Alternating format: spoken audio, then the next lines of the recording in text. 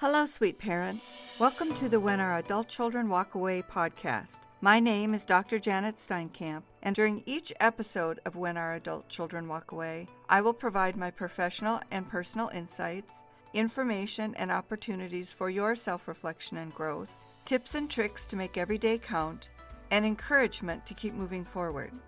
I'm here to help you dig deep and get down to the root causes so that you can find your way out of the darkness to a positive and lasting relationship.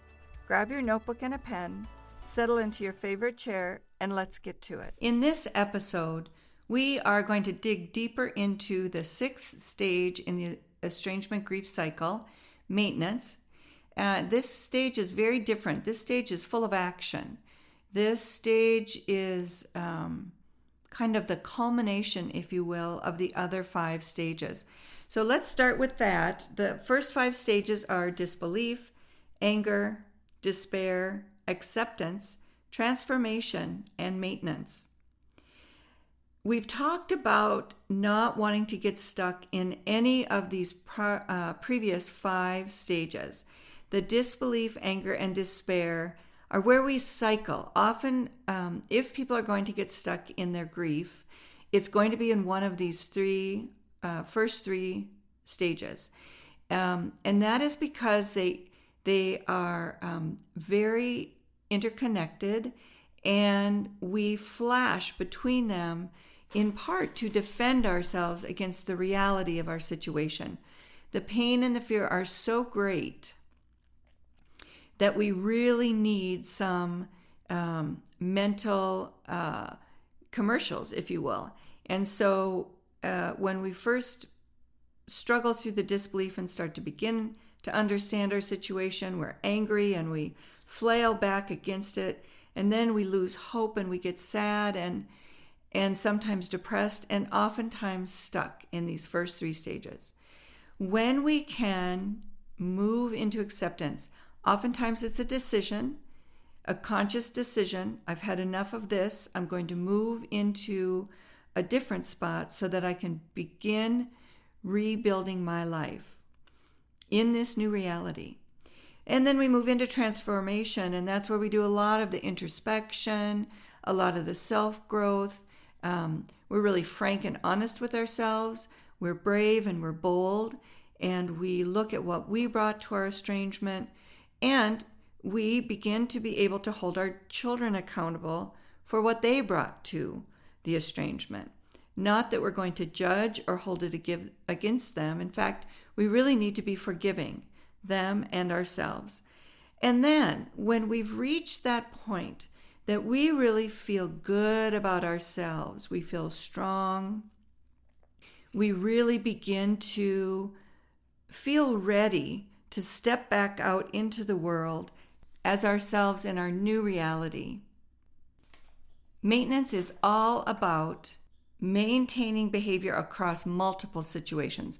So all of the things that we learned and all of the growth that took place during transformation needs to be maintained across multiple situations, so we're not caught off guard, so that we are consistent in our reaction, in our listening and application of our patience and compassion and empathy. We begin to integrate back into life. We start going out with friends again. We maybe have people in for dinner again. We might redecorate the living room. Who knows what and how we begin to integrate, but we start stepping back out into the world and letting them see the new us. And we are ready for the people who don't like us in our new selves. And that's a real thing. There will be people who want us to stay as we were, because if we change, it implies that they may have to change. And then they have to decide, if they don't like the new us, do they want to continue in a relationship? And we now are okay with that. We don't want to push people away. I'm not suggesting that we overwhelm people or become too big, or our heads get too big, or we really need to start to integrate in our most authentic self. I spoke with a woman recently who was just coming out of, it sounds like, a pretty messy divorce. And in the process of that divorce, her daughters aligned with her husband. And there was a lot of poisoning in the relationship, and the girls were weaponized, if you will. And the woman, in order to survive, had come to a point where she really was bragging about her new position in life, her new perspective on life. She was dressed differently, her hair was different. She was talking about dating and being out in the dating scene. None of that is inappropriate. As I listened to her talk, I really wondered what it was going to take for her to be able to move out of this safe spot that she had created for herself, this new alter reality that really wasn't authentic. It really wasn't a reflection of the work that needed to be done in order for those daughters to see her in her best self. Now that's a lot. It's a lot. It's complicated. I think she probably saw herself as having accomplished the transformation. However, when she started to maintain, it fell apart. So that's where we have to really be honest with ourselves. And, in the work world, we call it the plan, do, check, act. The cycle, it's kind of a performance improvement cycle in the work world. Anyways, but it's the same kind of concept. We want to grow and plan and start action, and then we want to check in. Is it working? Are we accomplishing what we want to accomplish? In these early stages of maintenance, we begin to develop coping strategies. We begin to come up with a plan. So if we relapse into being judgmental, into giving advice, into not listening well, not reflecting back, if we relapse into kind of that overbearing, over-involved, over-invested position, or whatever the situation is for you, those words really reflect my own experience. So fill the blanks with what you are experiencing.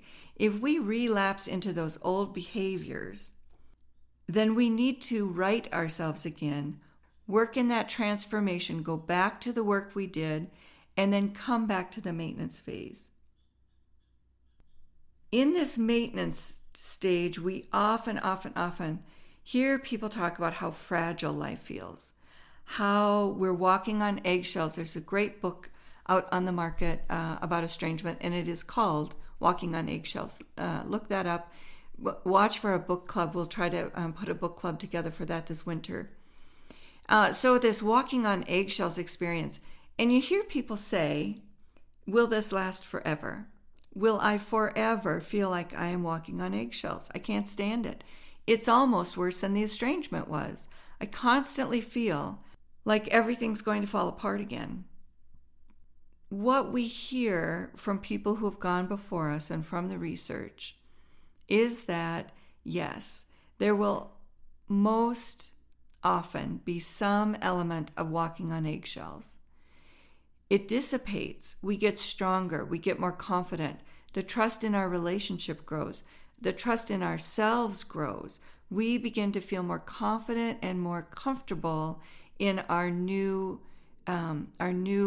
best selves.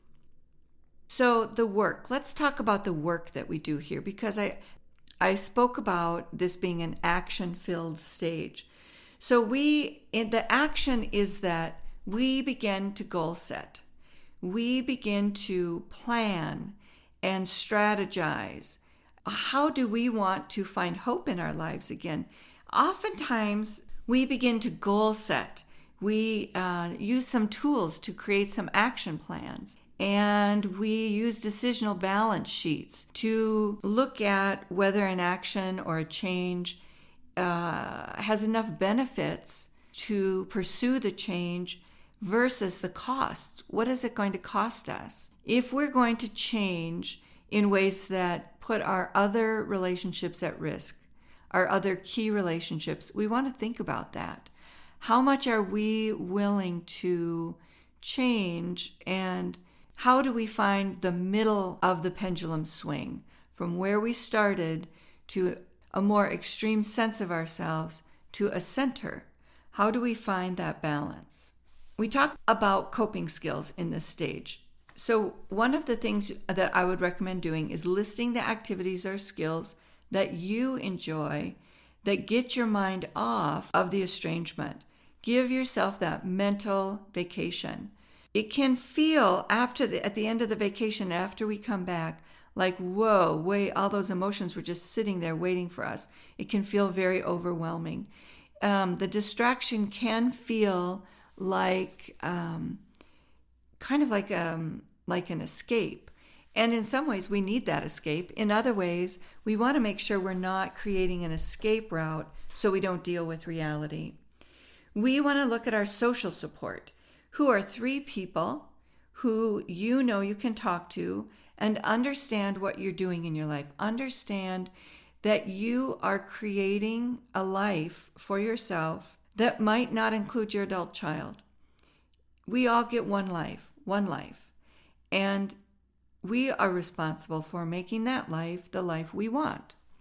If our adult child decides not to continue a relationship with us, or during the time that they are away, how do we find hope again? How do we find our way back to hope, right? A breakup with someone, which is essentially what an estrangement is. Our adult children are breaking up with us. It seems that they go on with their lives and don't even miss us.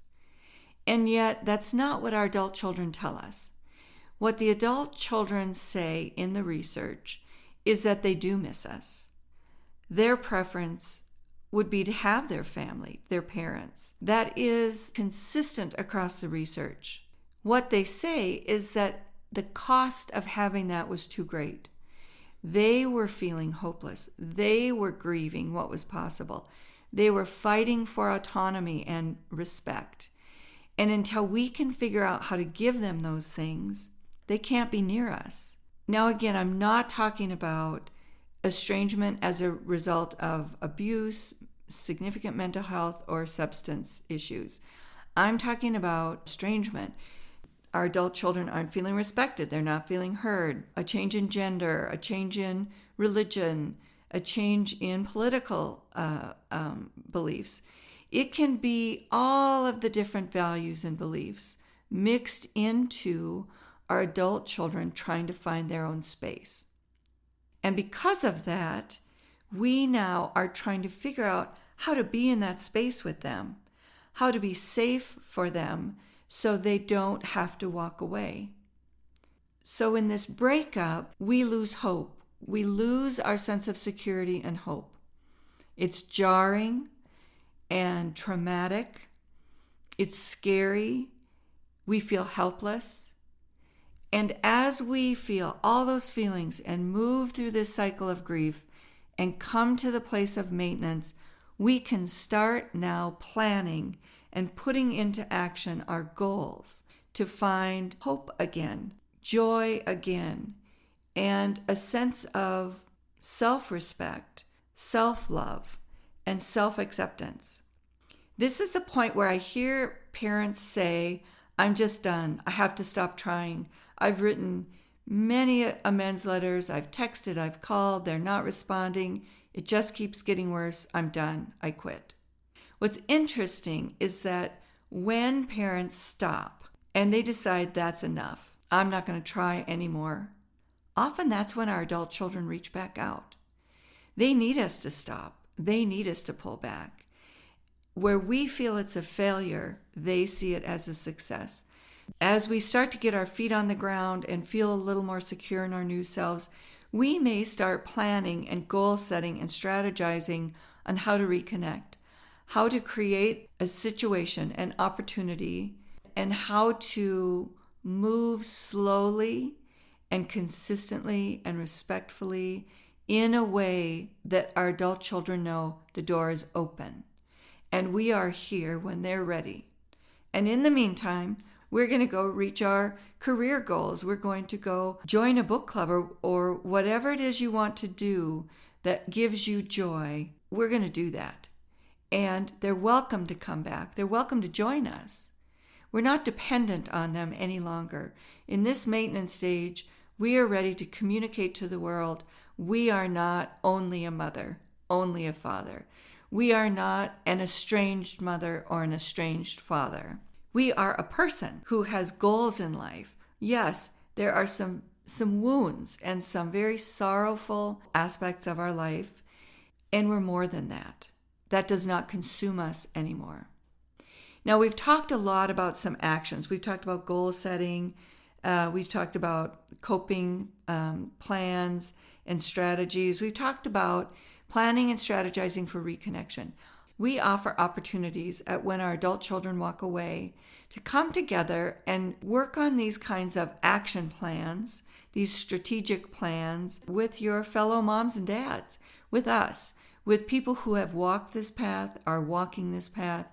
And I would encourage you to continue listening to podcasts, read the blogs, sign up for a book club. We'd love to have you come talk with us so we can work through those first 3 stages and get into the acceptance and transformation and maintenance. That's where we're going to get action. Do your work in the first 3. Let us know if we can help you with that, and then jump into these activities with us. I'm so happy you made it to the end of this episode today. If you're feeling a bit more hopeful and like what you've heard here, please share this podcast with someone who you know is also struggling as a parent in their relationship with their adult child or other family member, and who could use some hope, help, and healing. If you have a second, I'd love it if you'd leave me a thumbs up, click on the word follow, and head on over to the When Our Adult Children Walk Away website. So until next time, my friends, be brave, be kind to yourselves, and stay hopeful.